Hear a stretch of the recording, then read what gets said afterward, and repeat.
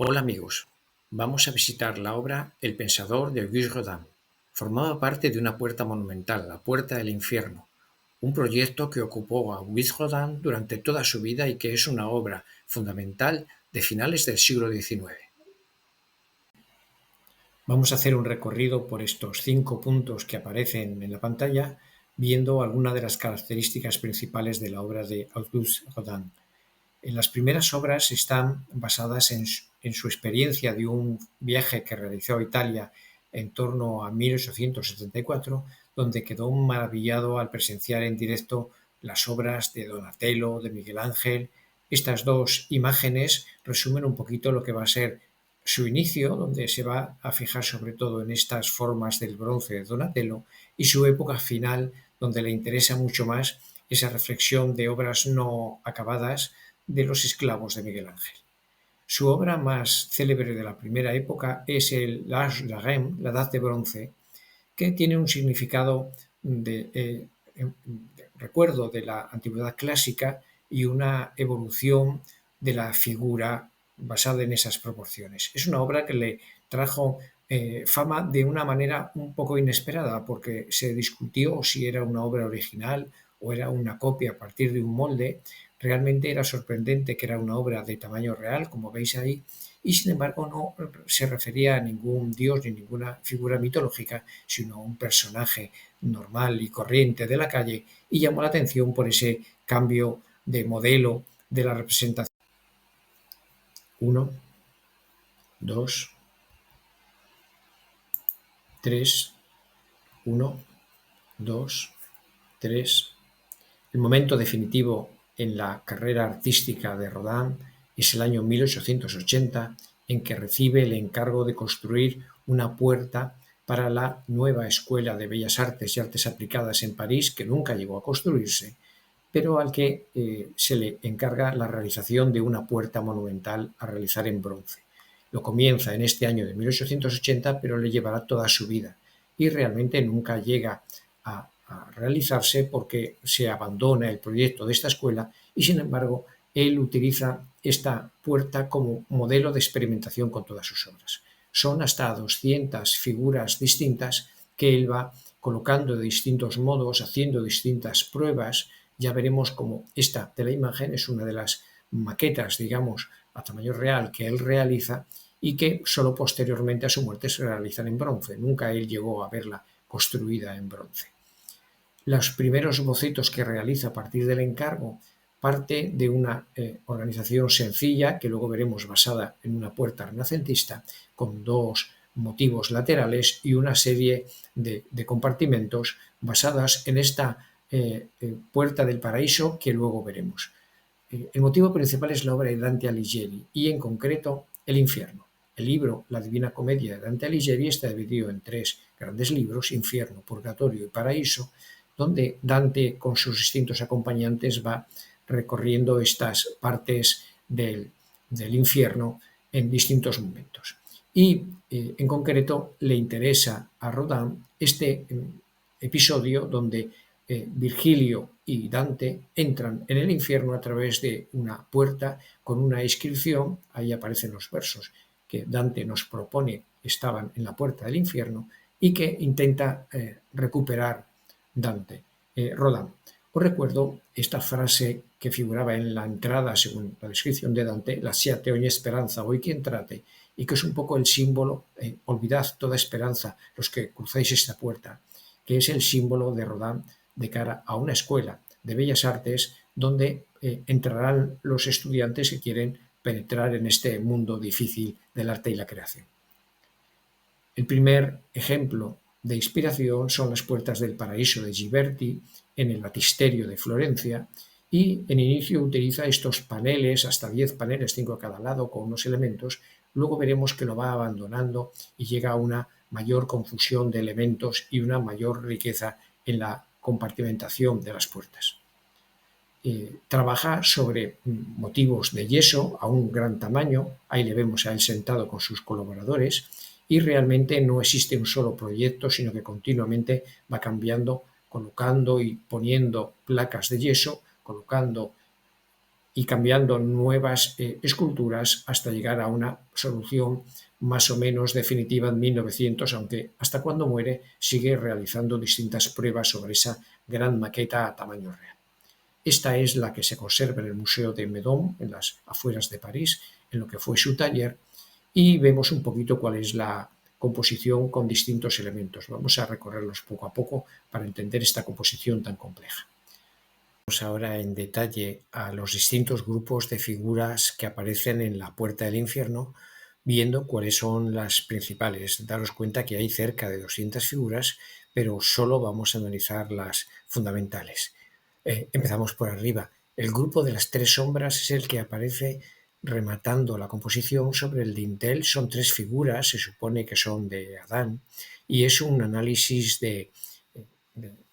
muy interesante de la figura humana, de anatomías, con este acabado tan interesante del juego de los brazos y juego de las cabezas.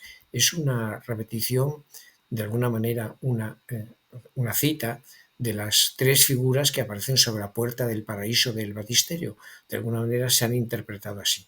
Pero también es una reflexión sobre la forma del cuerpo humano que más interesa a Rodin.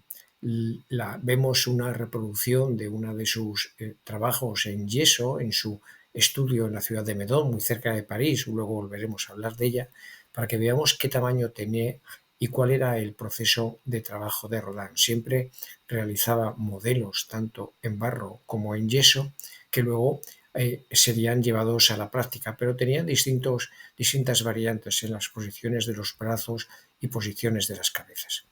La más importante de todas las figuras por la trascendencia histórica que ha tenido es la que aparece en la parte superior de este a modo de dintel, que es el pensador. Es una figura que planteo desde el principio y que debe ser una reflexión sobre el creador. En algunos momentos se piensa que puede ser una reflexión sobre la figura de Dante creando o el propio artista reflexionando. Fijaros que él realizó un modelo en yeso y en barro, que luego posteriormente ha sido pasado al material del bronce. Vemos ahí el papel que figuraba, que determinaba en la puerta, en estas dos representaciones. Ya veremos que hay varias reproducciones de la puerta en distintos museos del mundo y por eso las imágenes son un poquito diferentes. Nunca sabremos cuál es la solución definitiva que daría alguna de las figuras porque van cambiando.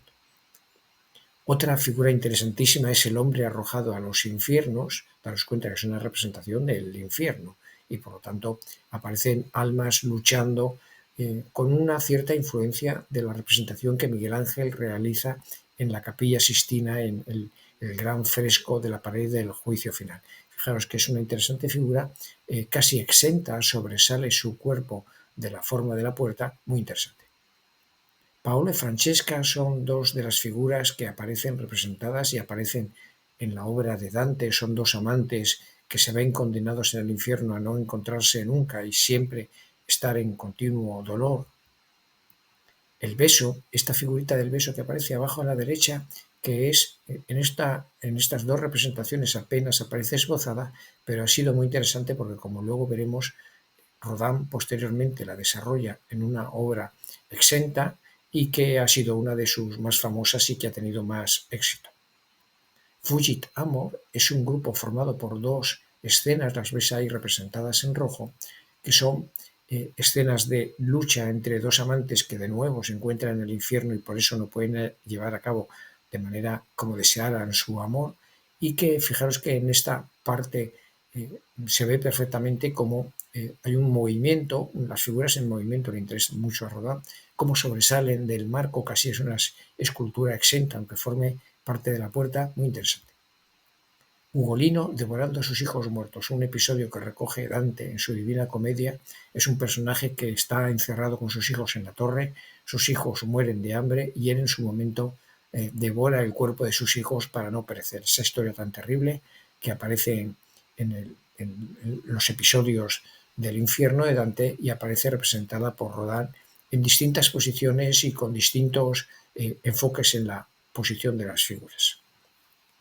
Muchas de estas figuras, como hemos visto, tienen tanto éxito que luego, posteriormente, le piden a Rodin que las desarrolle de modo independiente.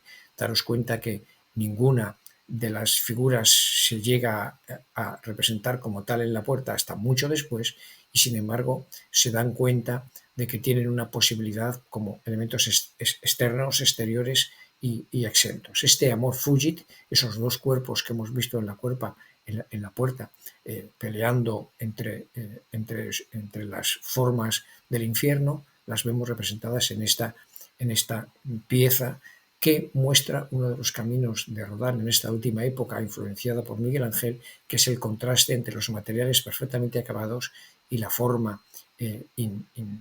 no finita, de la que hablaremos en otro momento. El beso, apenas esbozada en la parte derecha, una escultura muy pequeñita, y esta posición de los dos amantes abrazándose, que fue desarrollada en grande, él lo desarrolla siempre, volvemos a decir, en barro y en yeso, y son algunos de sus alumnos los que lo pasan al mármol sin que él aparezca más que en fases finales para rematar estas esculturas. Y el pensador, claro, la más célebre y la que ha tenido mucha más importancia. Fijaros que os muestro aquí cómo estaba en la parte superior, por lo tanto, desde un punto de vista inferior, donde las piernas dobladas y los brazos y la mano adquieren una gran importancia, y al haberse reproducido a otro tamaño y exenta, el punto de vista hace que algunas figuras, algunos elementos aparezcan desproporcionados, como las manos, que aparecen grandísimas, pero daros cuenta que en origen aparecían desde abajo. Y esta es una de las pruebas que realizó Rodin en su estudio, y fijaros que está realizada, ahora mismo no sé decir si en barro o en yeso, a partir de la cual se realizaría la copia en bronce. Fijaros que en los alrededores se ve fragmentos de estatuas, que es uno de los aspectos a los que dedicó su obra Rodin en los últimos años, con lo cual incluso hacía combinaciones de unos elementos con otros. Otra de las copias está en yeso, como veis, con distintos fragmentos, con distintas roturas, que es muy interesante para poder ver cuál era este proceso de trabajo de Rodin. Fijaros que algunos elementos aparecen con ese no finito, con ese no acabado, como en la zona de las cejas o de las orejas, y son elementos que, habiendo realizado él en barro y en yeso, luego se pudieron transmitir a esa obra en bronce, que es la que aparece expuesta, en este caso el bronce del Museo Rodin en París, con todos los acabados que incluso en algunos momentos dejan ver la huella de los dedos sobre el material primigenio realizado por Rodin. El Museo Rodin de Meudon, este otro gran museo en los alrededores de París, apenas a unos kilómetros, conserva muchas de las piezas en el mismo lugar en que Rodin las fue haciendo, y es un lugar perfecto para poder ver cuál es el proceso de trabajo de Rodin y cómo llegó a esas obras. La última imagen nos muestra distintas reproducciones de la puerta que se han hecho. La de en medio es la de Meudon, la que está, digamos, tomada directamente de su estudio de trabajo. La de la izquierda, la que está expuesta en el Museo d'Orsay, en París, donde muchas de las figuras ya aparecen más acabadas, y el de la derecha, una de las reproducciones que se ha hecho a partir de estas, con moldes en bronce, en el Museo Rodin de Filadelfia. Pero confío en que este breve recorrido os haya resultado interesante. Hasta la próxima, amigos.